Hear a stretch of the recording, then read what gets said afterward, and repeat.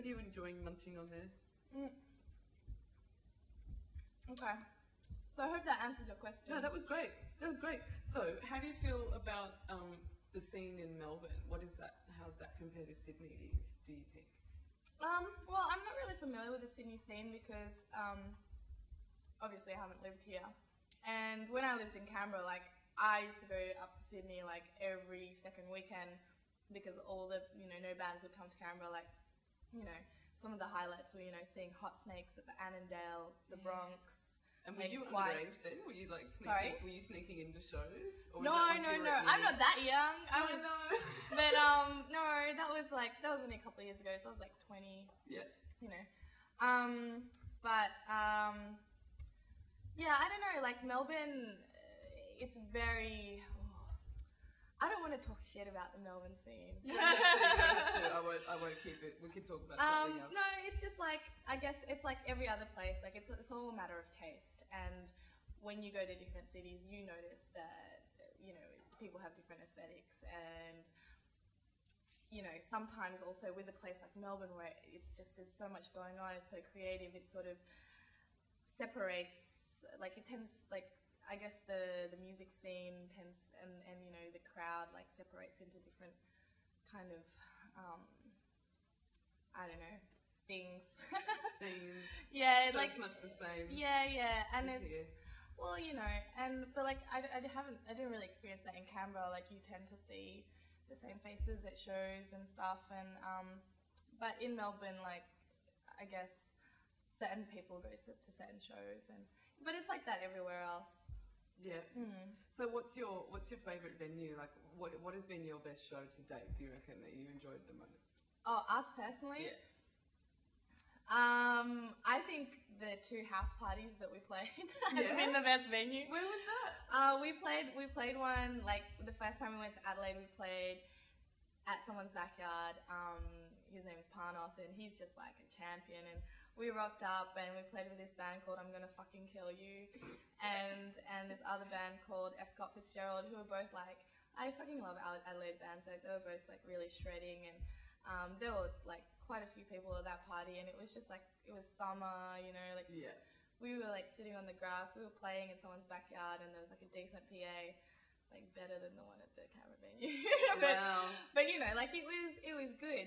And then the cops rocked up during I'm Gonna Fucking Kill You set and like shut down the party. But it was just like, that was just so fun. And then the other party we played was at our friend Chris's house in Canberra. It was his birthday, and he had like set up all these like massive BMX ramps, and there were like so many dirty boys and naughty boys there, like so many people, like lots of like girls and guys just having fun.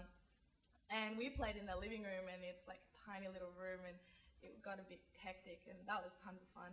But I think that we played a show once, and it was the full moon, like a combination of the full moon and free beer just made people crazy. So that was intense. Like I got thrown around like a doll, and I'd never been so bruised up in my life, I think. After that show, that was like what you're talking about on the MySpace when you used to say. No, I won't get into that. It's too intense to. You don't want to? Okay. It's too extreme, like. But it's a gig related. Extreme. Oh. Yeah. Oh well, too bad. Yeah, I don't want to be crass. I guess like I'm pretty, like I'll tell friends and stuff, and they're just like, oh, Karina, it's a bit rude. We'll just leave that up to everyone's imagination. Yeah, so like basically that's the extreme bruising. It was getting hurt somewhere that really hurts. Okay. A lot. Yeah. And I'm glad that you seem to not have any external scars, but hopefully not any psychological ones either. Oh. What about all the gear that got knocked off? That's a terrible story.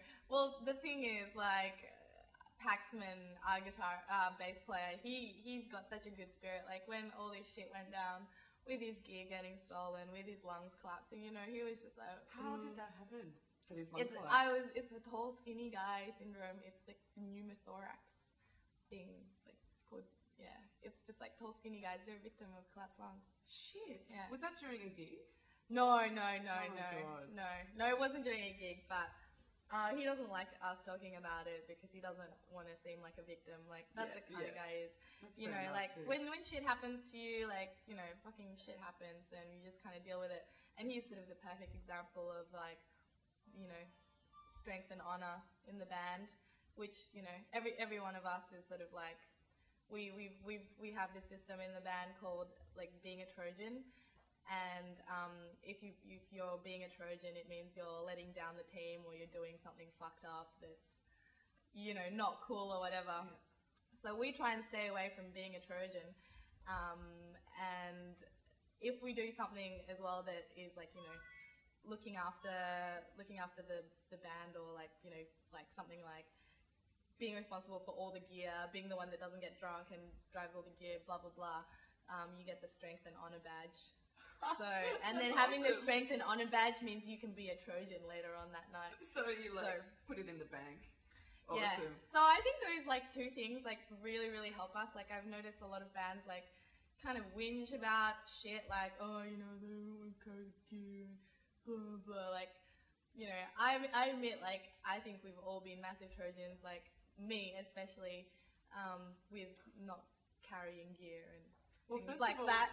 you're the singer and you're the girl, so the but- boys should really be helping Yeah, out there. but I should really help out, like, you know.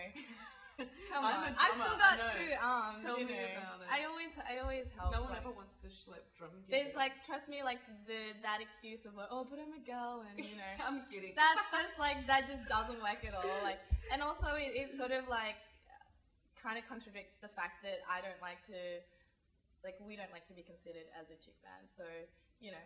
Yeah, you're totally not. Like, I talked to Adelita the other day from Magic Dirt, Oh, and cool. she's fucking awesome, man. She's such a cool chick, and I got right to the end, and I said, look, you know, the editor of the magazine will want me to ask you, you know, so what's it been like being a girl? And I was like, I just don't even want to ask you because it's such a non-issue. And that's what she said. She was like, Well, that's the thing, it's like, not anything either way. I don't look at it like that. I completely agree with that, and I think the fact that, you know, it can be a little bit contradicting sometimes in the music scene with females saying that they don't want to be treated differently because they're being a girl in a band, but at the same time they're using their gender as a tool to sell their music, you know, like, so, and I guess with us, like, we try and approach it in a totally non-gender sort of way. Like, obviously it's hard to escape the fact that I am a girl, but Yes. you know, it's I'm not like, And also in metal as well. I know, Like, it's just It's a ridiculous. double whammy. It's ridiculous. It's just like, I guess that's why, like, that's definitely one of the things that kind of have shied me away from trying to make more brutal music. And like, well, you know, I guess it's not like complete, like, I'm, like, of course I like heavy music, and so do the guys, like, we all like the shred, but at the same time we also like to have fun, and we want to make music that's enjoyable. Yeah, because it totally And- is, especially live. Yeah, yeah,